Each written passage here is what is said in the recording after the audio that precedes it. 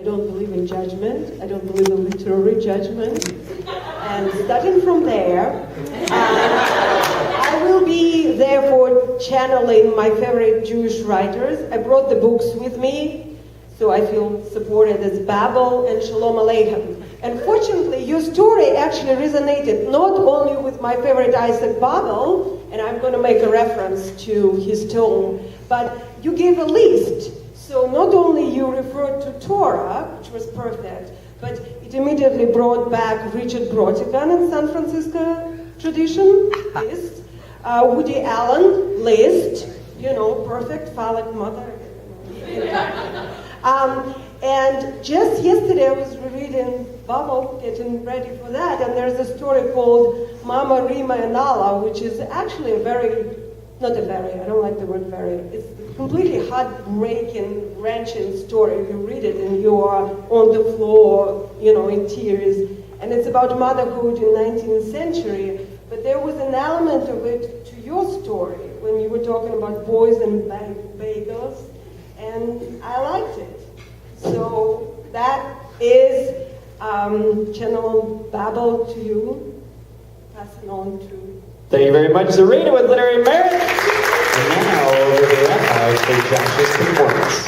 Okay, so performance. So I have to say, I was mostly just distracted by your, perfect Beastie Boy, kind of lightweight hip-hop look that is just I was back in high school, jealous of those guys, and with the perfect accent that's sort of intellectual but sort of street, and it was just beautiful. And it felt like a spoken word performance by the end, and I was just oh man, I'm that nerdy Jewish kid, and that's the kid. Anyway, so that was great. And then I also felt in the beginning you were jokey, and by the end you were still jokey, but you were also kind of throaty and hearty, and I think that was a lovely performative representation of what you were talking about, which is thinking about our parents dating, which is hilarious, but also sort of uncomfortable and terrifying and tender. So I was impressed. Thank you very much. So that my performance, and now the NATO Green for Intangibles.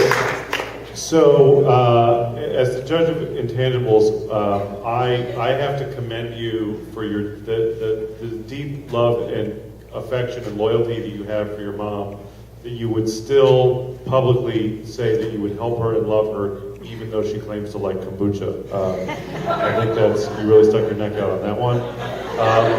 I also kind of feel like J-Date might not be the right site for her. I think Grindr maybe. I was assigned once to write an article about online dating apps, and I tried. I've been with the same woman since before the internet, and so I downloaded the thing and I filled out all the stuff for whatever the heterosexual version of Grindr is, and I said it was all exactly true about me, except that it said that I wasn't married, and it turned out that there was nobody that would want to fuck me in San Francisco or LA or Chicago, according to those apps. So I thought that those apps would somehow liberate me and I'd be able to just blaze a trail of ass across America. But apparently my profile is a big no. So I think it might work for your mom. Yeah. So Thank you very much, NATO Green with Intangibles. And now back to Zarina for Caitlin's Literary Merit.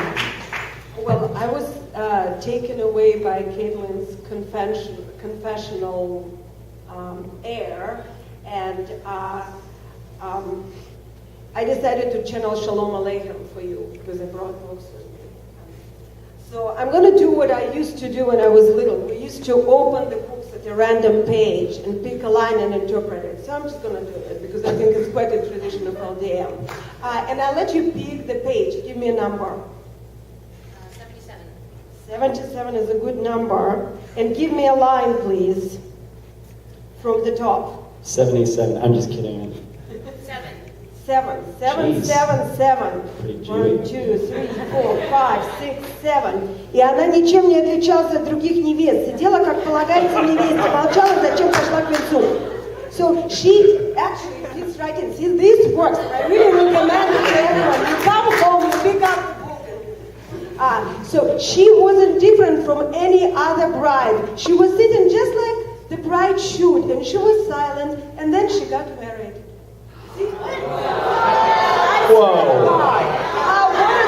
That means that Shalom Aleichem is with you. And that's all I can say for literary men. Thank you very much, Serena.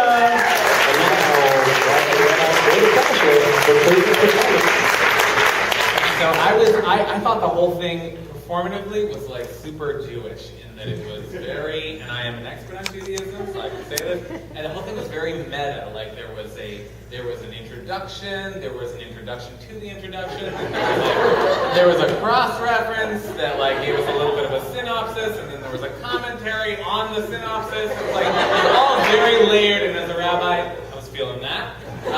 And then I appreciated the way you threw your voice. Did the deep guy voice thing. I just thought it was amazing. You have this like high voice, but then you went down. And I didn't know how you did that, but I was impressed. Thank you very much. And now back to the So it was Pro Tools? Pro Tools. Okay. So shout out for Pro Tools, everybody. I really enjoyed that. I also really enjoyed that you took a biblical story that involved being lost in the desert and death and made it about marriage. That seemed pretty much on the nose. So about never being able to come home and all the people that you know and love dying and being lost in a fiery torment. That seems exactly like what a wedding is like. But also, I do have a follow-up question, which is, was the sex good enough? It seems like, no. Wouldn't they still be married? It seems like the other stuff could have put it over the top. There could have been the question was laying there, and I felt like everyone else, I can't have been the only person who was like, well, was it, okay, now we need to know. So, okay. Thank you. They know green with intangibles. Thank you very much, judges.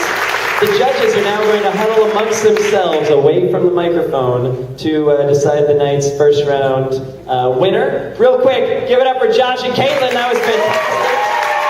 They were amazing. I wanted to tell you guys some weird literary things because that's what I do. I'm not going to say best, but that's what I do. Does anybody know the Israeli author Edgar Keret? He's fantastic. Yeah, he's one of my favorite authors. So, a little tidbit, this is just an aside, but he had emailed me to say, hey, I have a story in the New Yorker, and I wrote back, and I was like, I'd moved to LA, and I'd been there 3 months, and I had moved from Paris, and I was so excited to sleep with people again with some regularity, and then I got to LA, and it just was not, so I wrote him, and I said, hey, could you write a story to get me laid? And then he ended up writing a story called Todd. It's on Electric Literature, and you should read it. Anyway, that's not important. But what is important is the way he met his wife is one of the most incredible stories I've ever heard. So what happened is he was at a party, and he had known his wife a little bit, and he was leaving this party, and she came in at the same time, and she saw him, and she said hello, and then she whispered something to him, and she said, let's get out of here. So he was like, oh my God, I never knew that she liked me. So he grabbed her hand, and he's like, come on. And they left, and they went to a diner. They had this lovely meal, and they sort of finally figured out that they could be together. And a couple nights later, he was telling the story of how this had sort of come to be. And he was telling his friend, so he said, and then she said, let's get out of here. And she goes, I didn't say that. I said, you'll never get a cab. That is amazing to me and totally true. I also want to say some other stuff that I wrote down, and I like accuracy, but I was, oh man, my notes aren't where they're supposed to be. I'm a rookie at this. I've only done this 303 times. Check off. Oh man, okay. So here we go. I was, because I'm reading Lolita, I've been thinking a lot about translated novels, and I just wanted to read some author names that have been translated literally, like literally their names. Franz Kafka, he's a Jewish guy, so that fits. His name would translate to Franz Jackdaw. And for those who don't know, a jackdaw is obviously a passerine bird in the crow family. Passerine obviously means feet adapted for perching. Everybody knew that, but I just like to make sure. And Nikolai Gogol was Nikolai Mallard. I'm taking too long up here. I'll get back to these later, because the judges are ready and everybody wants some free wine. So what's going to happen is we're going to go to Zarina. She's going to say a few words and announce the night's first finalist, and we're going to have an intermission. One thing I want to say, during the intermission, there are Unscrolled books for sale. They are $320 tonight. We've marked them down to how much? 18 from 320? That's crazy.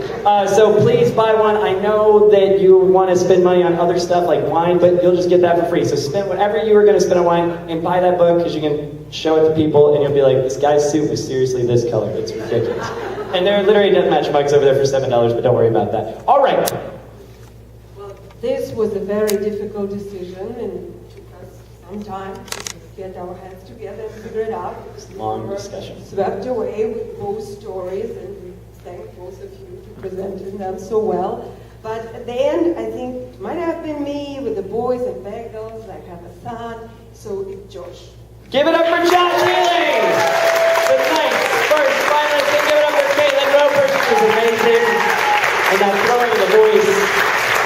Everyone, we're going to take a 6.7-minute intermission, talk to the person to your left really quickly, and then go grab some wine with them, and we'll see you in 6 minutes and a half.